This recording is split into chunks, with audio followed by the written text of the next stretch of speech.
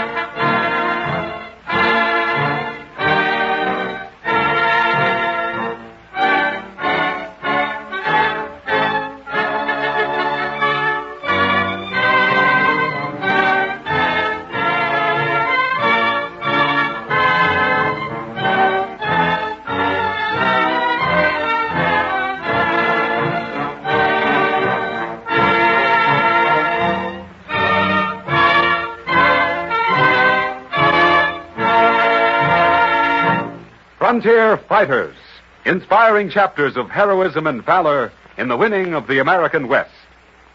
When America concluded the Louisiana Purchase, no one knew precisely where the dividing line ran between the newly acquired territory and the Spanish provinces.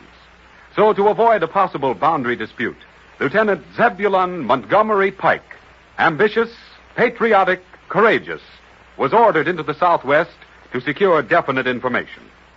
Pike's command was insignificant. It consisted of but 20 men, 2 lieutenants, a civilian surgeon, Dr. Johnson, a sergeant, and 16 privates. Pike left St. Louis on July 15th, 1806. Late that fall, near Red Cloud in Webster County, Nebraska. Sergeant. Here, sir. Notice anything peculiar about this trail? Yes, sir. Been cavalry on this road. Foot soldiers, too. Recent. Military, eh? Yes, sir. Spanish. Here's a piece of leather, one of the men found, 2 miles back. Give it to me. Here, sir. Sergeant, how many would you judge are in the party? About 100 horse and 400 foot. Dr. Johnson? Yes, Lieutenant? There are Spanish troops in this vicinity, 500. What do you propose to do? Engage them, of course. Drive them out. The 21 Americans against 500 invaders? This is your first assignment to an American Army detachment. You have much to learn, Doctor. Much to learn. Forward! Whoa!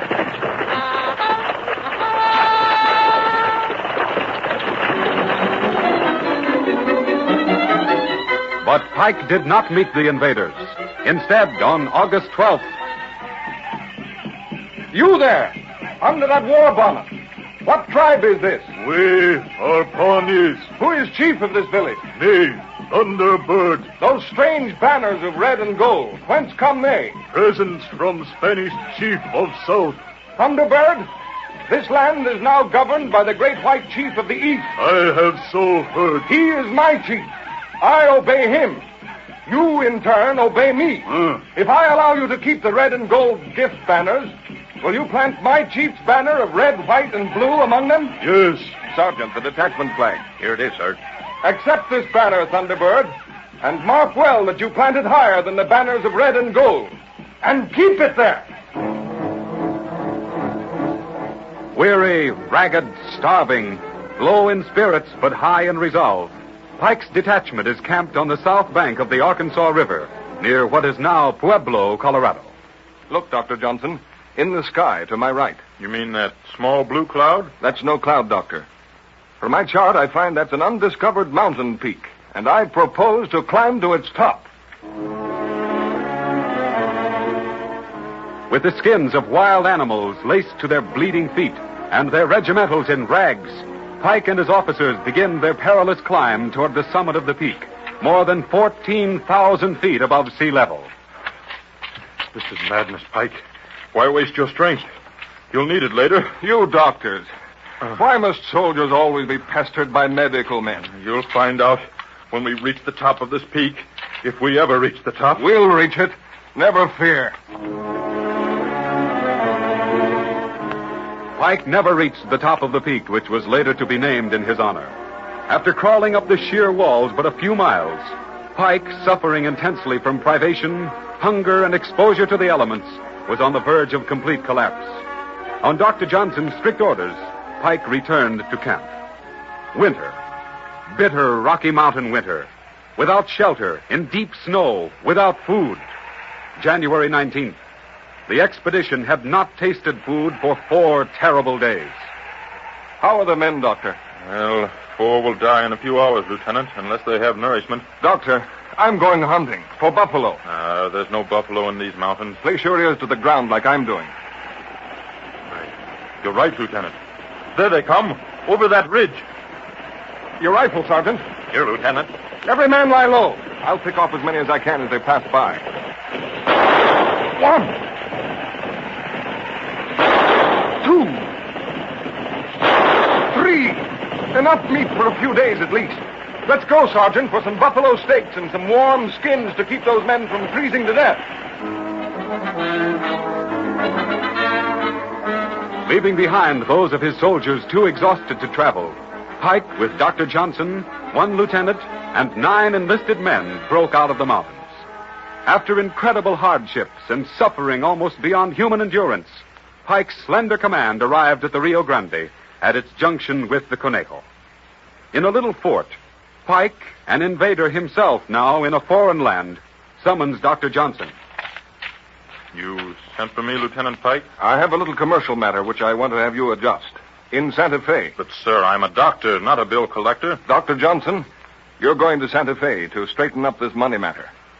You're also going to collect information for the Army. Shall I keep notes? Naturally, but guard them well. We're going to have action down this way soon. And then the Army is going to need all the information it can lay its hands on.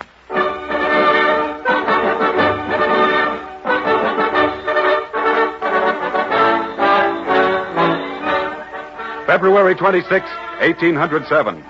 Pike's detachment of 9 ragged privates stands at attention at the entrance to Pike's tiny fort as the Spaniards ride up to a halt.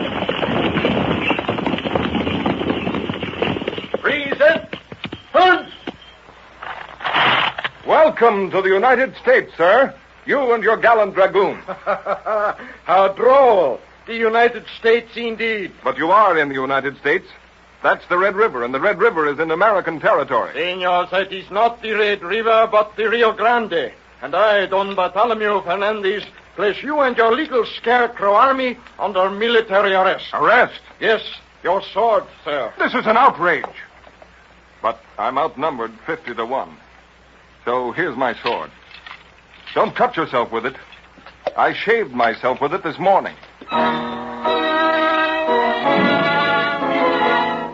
Pike and his scarecrows were marched to Santa Fe, where the commander was at once taken before Governor Allencaster, who invited the invading American officer to dinner. And how do you like our Spanish food, Senor Pike? Fine, Your Excellency. A trifle hot, perhaps, but filling, especially these beans. Yes. Senor Pike, your armed invasion is a serious offense against Spain. A grave offense. What do you propose to do with me? Feed me? And then hang me? What a queer sense of humor you Americanos have. Certainly not. Splendid. I prefer shooting. More military. I am neither going to hang you nor shoot you. Tomorrow I am sending you and your men to Chihuahua, where General Salcedo will dispose of your case. Yes. General will certainly dispose of your case.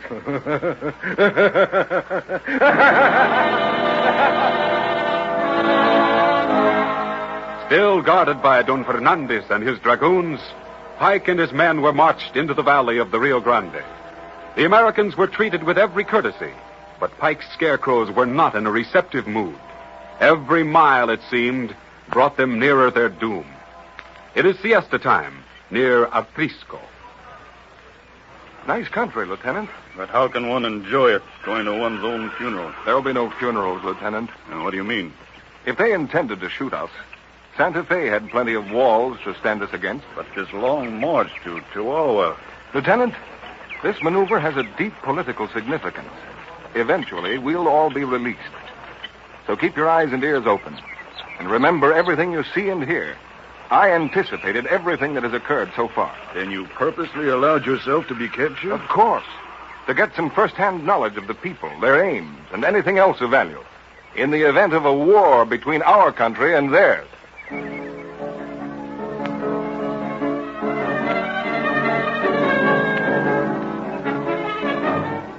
Don Fernandez was relieved by Don Fasunda Melgares, the same officer who penetrated Nebraska and presented the Pawnees with the red and gold banners of Spain.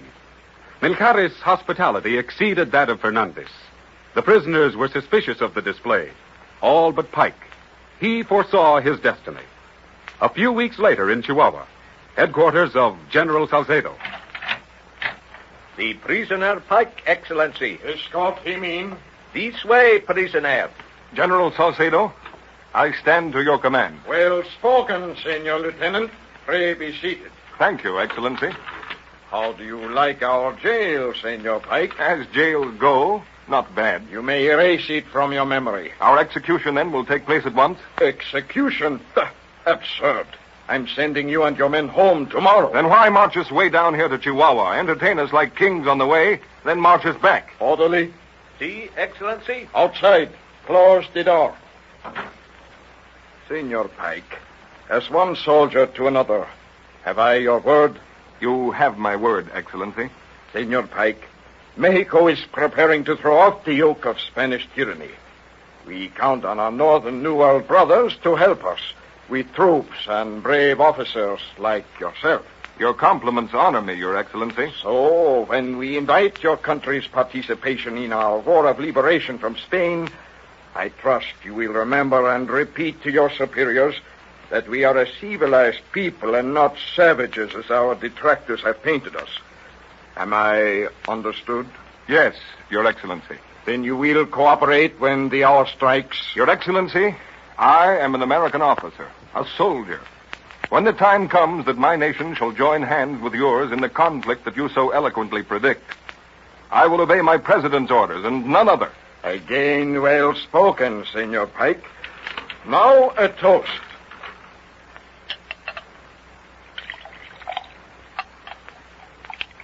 To the Presidente of the United States. To the King of Spain. To be sure, to the King of Spain. And to the President of the United States.